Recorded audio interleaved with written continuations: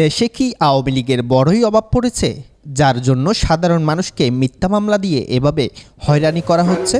চট্টগ্রামে বৈষম্য বিরোধী আন্দোলনের সময় শেখ হাসিনার বিরুদ্ধে মামলা করা বাদীকে বৈষম্য বিরোধী মামলায় অজ্ঞাত আসামির তালিকায় ঢুকিয়ে কারাভোগ করানো হয়। শেষে জামিনে বের হয়ে সংবাদ সম্মেলন করে গণমাধ্যমকে এসব কথা বলেন ভুক্তভোগী এক ব্যবসায়ী। দেশে কি আওয়ামী লীগের এতই অভাব পড়েছে যে সাধারণ মানুষ আর অসহায় মানুষদেরকে টার্গেট করে অজ্ঞাত মামলায় আসামি দেখানো হচ্ছে। 17 মার্চ চট্টগ্রাম মেট্রোপলিটন সাংবাদিক ইউনিয়নের হলরুমে সংবাদ সম্মেলনে শেখ হাসিনার মামলার বাদী নূর মোহাম্মদ শাহেদ আরও বলেন, ইতিমধ্যে স্বরাষ্ট্র মন্ত্রণালয়ে ৬,২০২টি মামলা প্রত্যাহার করা হয়েছে। তাহলে বোঝা যায় দেশে কি পরিমাণ মামলা বাণিজ্য হয়েছে এবং হচ্ছে। আপনারা জানেন, প্রত্যেকটি মামলায় এজাহারভুক্ত কোনো আসামি গ্রেফতার করতে পারতেছে না। সাধারণ ব্যবসায়ী এবং সাধারণ দিনমজুর যারা, তাদেরকে রাস্তা থেকে ধরে ধরে, আমাদের মতো ব্যবসায়ীদেরকে ধরে ধরে রাজনৈতিক মামলাগুলোতে আসামির কোটা ফিল আপ করানো হচ্ছে এবং জাতিকে সেটা পুলিশ প্রশাসন বিশ্বাস করাচ্ছে যে তারা দেশের জন্য কাজ করছে।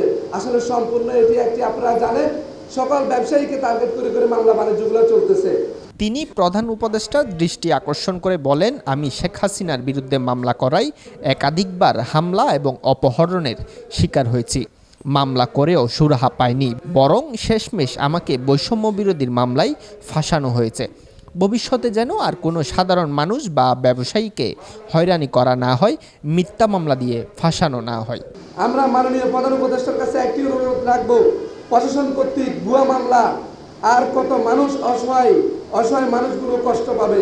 যাদের আটক করা হয়েছে, এখানে অনেক নিরপরাধ মানুষ রয়েছে, তাদেরকে যেন মুক্তি দেওয়া হয় এবং আর কোনো ব্যবসায়ীকে এবং আর কোনো মানব অধিকার কর্মীকে এবং আর কোনো সাংবাদিকদেরকে যেন হেনস্থা না করা হয়। সংবাদ সম্মেলনে উপস্থিত ছিলেন চট্টগ্রাম মহানগর দায়রা জজ আদালতের সহকারী পিপি অ্যাডভোকেট আবুল মনসুর শিকদার এবং বৈষম্য বিরোধীর হালিশহর থানা ছাত্র প্রতিনিধি আরাফাত রহমান সহ অনেকে।